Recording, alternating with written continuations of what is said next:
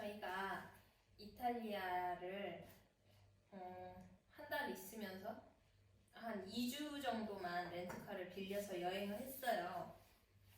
그런 여행한 소감, 후기, 꿀팁 같은 거를 전달하고자 합니다.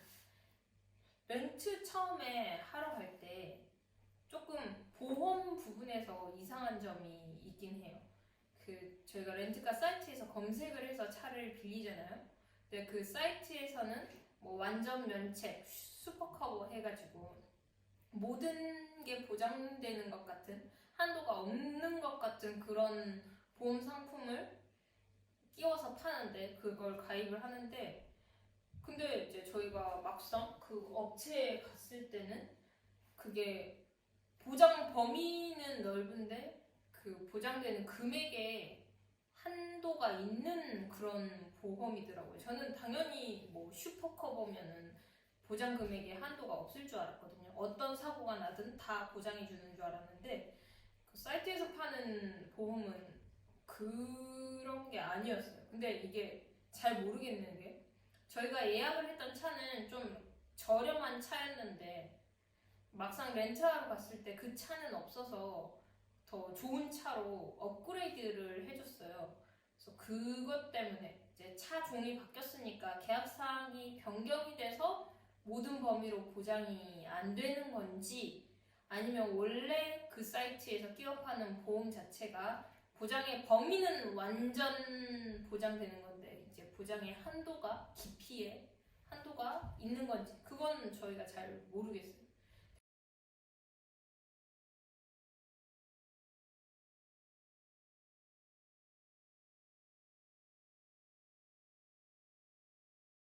렌트카 업체에서 직접 파는, 중개하는, 자기들이 파는 보험이 있어요. 근데 그거는 정말로 완전 면책 보험이 맞아요. 어떤 사고가 나든 어떤 일이 생기든 렌트카 업체에서 다 보장을 해주는 보험이에요. 대신 그거는 보험료가 차 빌리는 값과 거의 엇비슷하게 비싸요. 그래서 여러분이 렌트카를 빌리실 때 두 개 보험을 동시에 들 필요는 없고, 뭐 운전자의 상황에 따라서 둘 중에 보험 하나를 선택해서 들으면 될 것 같습니다. 만약에 제가 운전했으면 저는 그 비싼 보험 들었을 거예요. 근데 저희는 남편이 운전을 하니까 그냥 사이트에서 보장 한도가 정해져 있는 보험으로 그 보험을 들고 운전을 했습니다. 그리고 좀 장단점이 있는 게 중개업체에서 하는 보험에서 보험만 가입했는데 사고가 나면 사실은 렌트카 업체는 그 금액을 전부 다 물어주고 나중에 이후에 이제 중개업체한테 얼마가 들었다라는 걸 증빙을 해줘야 이제 추후에 돌려주는 시스템이어서 좀 중개업체에서 하는 보험은 좀 싸지만 좀 나중에 돈을 돌려받을 경우가 좀 번거로울 수 있다는 점.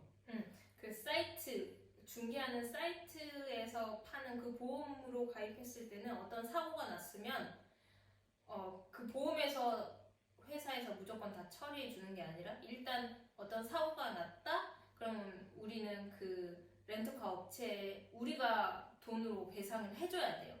근데 대신 렌트카 업체에서 영수증을 주면 그 영수증을 그 인터넷 사이트, 중개해준 사이트에 영수증을 보내면 나중에 그 사이트에서 저희한테 그 돈을 보내주는 그런 시스템이더라고요. 좀 이렇게 보험 자체가 번거롭죠. 그래서 그런 걸 감안해서 어떤 보험을 들지 선택을 하시면 될 것 같습니다. 자, 그러면 본격적으로 이탈리아 렌트카 여행의 장점이랑 단점을 알아보겠습니다. 장점은 무엇이었습니까? 장점은 기차가 좀 다니지 않는 그냥 소도시 같은 여행지를 찾아갈 수 있다는 점, 그런 게 장점이죠. 그리고 저희 같은 경우는 이제 강아지가 있으니까 좀 이동할 때 좀 덜 피로하다 그런 거. 이탈리아가 기차로는 되게 대도시끼리 잘 연결되어 있어요. 그런데 뭐 우리가 갔던 토스카나의 그런 소도시들 있잖아요. 거기는 기차로 연결되어 있진 않아요. 버스 타고 가야 되는데 아무래도 기차가 없으니까 훨씬 더 불편하겠죠. 네.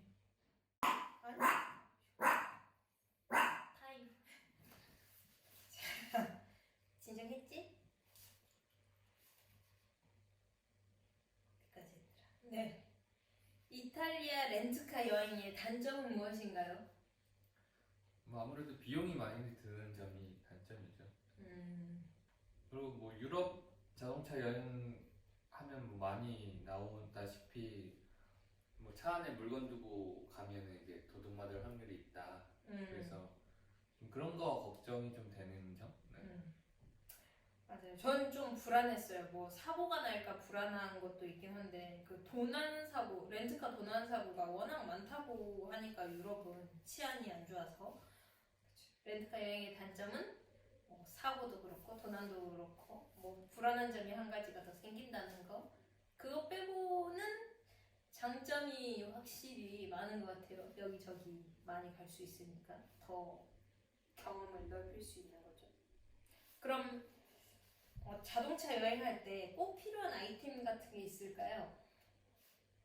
일단 내비게이션이 필요하니까 음. 그 핸드폰 거치대 그게 좀 필수로 필요하고 업체에서는 거치대 안 줘요.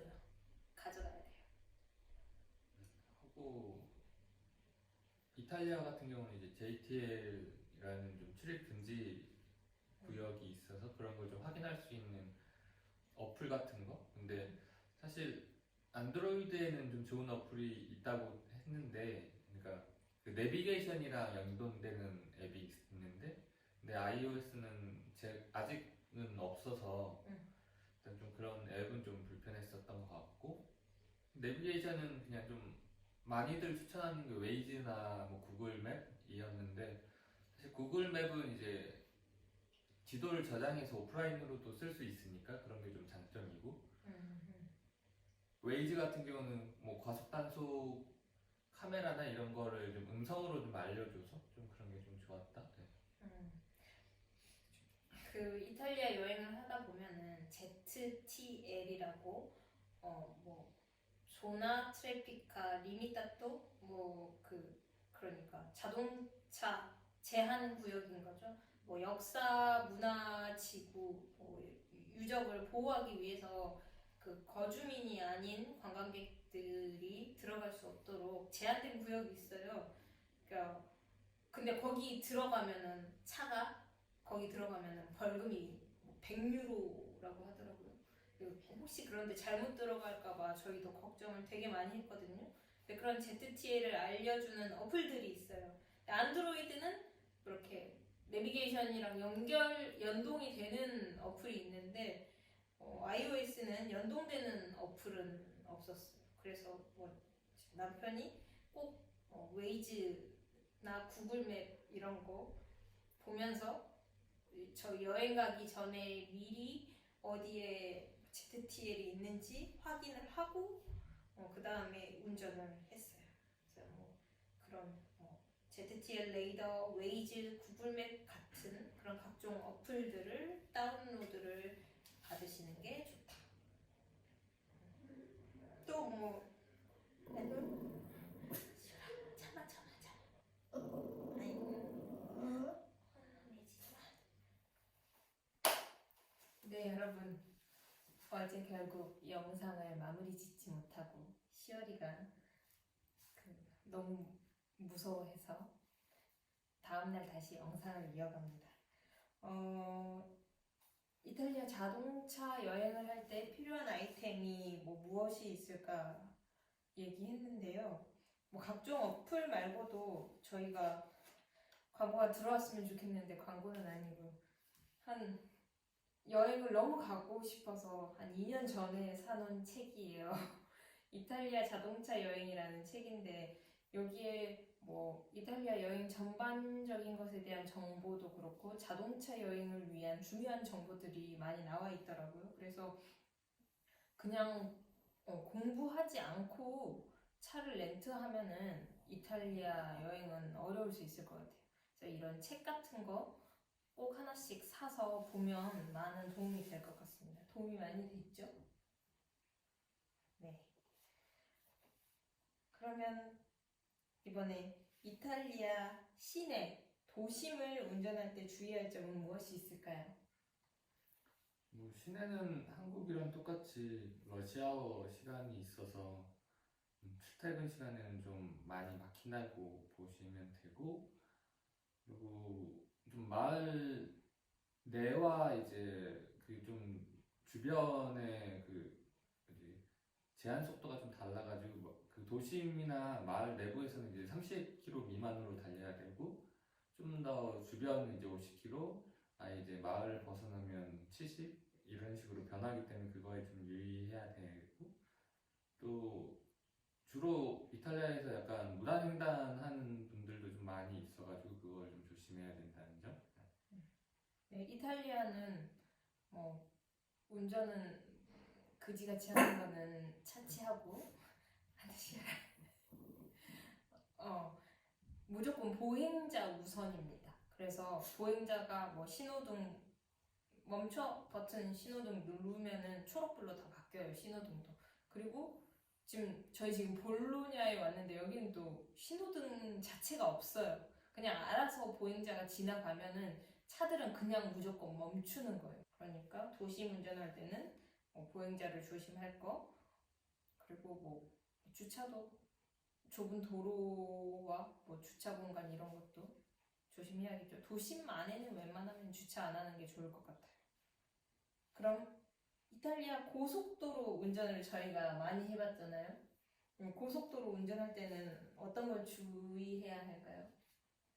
일단 고속도로는 대부분 2차선 도로가 많고 그래서 1차선에서 무조건 이제 추월을 해야 되고 2차선 도로는 이제 그냥 주행 도로인데 약간 트럭이 되게 많다는 점? 약간 평일에는 특히나 더 많고요. 그 다음에 주말에는 그래도 좀 트럭은 좀 적은 편이에요. 근데 알다시피 이제 고속도로는 이제 130km까지의 이제 제한 속도가 있는데 트럭은 대부분 90에서 한 100 정도로 달리기 때문에 웬만하면 다 추월을 해야 되거든요. 그래서 1차선으로 나갔다가 이제 트럭을 추월하고 다시 2차선으로 들어갔다가 또 트럭이 오면 이제 또 추월하는 그런 식으로 좀 진행해야 된다는 점. 네. 저는 진짜 옆에서 보는데 트럭들이 너무 무섭더라고요. 트럭이 우리나라랑 비교가 안 되게 너무 트럭이 많이 다니더라고요. 고속도로에. 그리고 이탈리아 운전자들의 특징, 깜빡이를 안 켭니다. 진짜로. 한 90%는 안 켜는 것 같죠? 네. 네. 안 켜요. 그냥 눈치껏 이렇게 왔다 갔다 하더라고요. 그래서 그런 걸 감안해서 운전을 조심해야 되고 또 그 1차선 추월 차선에서 좀만 늦게 가면은 완전 뒷공무니까지 차가 붙어요. 그럼 심적인 압박감을 느끼겠죠. 그러니까 그런 것들 이제 마인드 컨트롤을 잘하면서 운전을 하실 수 있는 분들 운전을 하시면 될 것 같습니다. 자, 그 다음에 뭐 또 주의할 점이 있을까요? 전반적으로 이탈리아에서 운전할 때? 만약에 숙소를 이제 도심 외곽에 잡았을 경우에는 이제 주로 시골길을 좀 생각하시면 돼요. 그래서 가로등 같은 게 거의 없어서 되게 어두운다는 거. 그래서 한 여기서 8시 지나면 이제 해가 좀 지기 시작하는데 웬만하면 너무 늦게 운전은 안 하는 게 좋을 것 같고요. 그 다음에 주유소 사용법은 사실 뭐 인터넷 찾아보면 다 나오기는 하는데 그래도 한국도 비슷하다시피 이제 그냥 직원이 주유해주는 것과 이제 셀프 주유가 있는데 셀프 주유가 한 10% 정도 좀 저렴하고 그래서 사용하면 되는데 이게 조정법이 조금 달라가지고 한국이랑은 그리고 좀 영어로 그 기계가 번역이 되는 기계가 있고 또 안 되는 기계가 있어가지고 미리 좀 사용법은 확인하시고 가면 좋을 것 같아요. 그 대부분 카드 같은 경우는 이제 한국이랑 좀 비슷하게 이제 그 한 100유로 정도를 미리 선결제 한 다음에 실제 이제 주유한 만큼만 이제 후에 빠져나가고 나중에 이제 승인 취소가 되는데 그것도 좀 유럽이라서 좀 더 오래 걸린다는 점. 네. 또 있습니까? 그리고 이탈리아는 좀 회전 교차로가 많아서 그거는 이제 어딜 가든 이제 가다 보면 회전 교차로가 나오고 그 내비 같은 경우에도 이제 첫 번째 출근지, 두 번째 출근지 이런 게 나오기 때문에 그런 거 좀 유의해서 보셔야 되고 그리고 표지판도 이제 이탈리아어로 되어 있는 부분도 있고 또 좀 저희가 낯선 그림이 있는 부분도 있어서 그것도 미리 좀 숙지를 하고 가시면 좀 도움이 많이 될 것 같습니다. 막 사람들이 자동차 빌리려고 할 때 수동 기어와 뭐 자동 기어 그거에 대해서 좀 고민하시잖아요.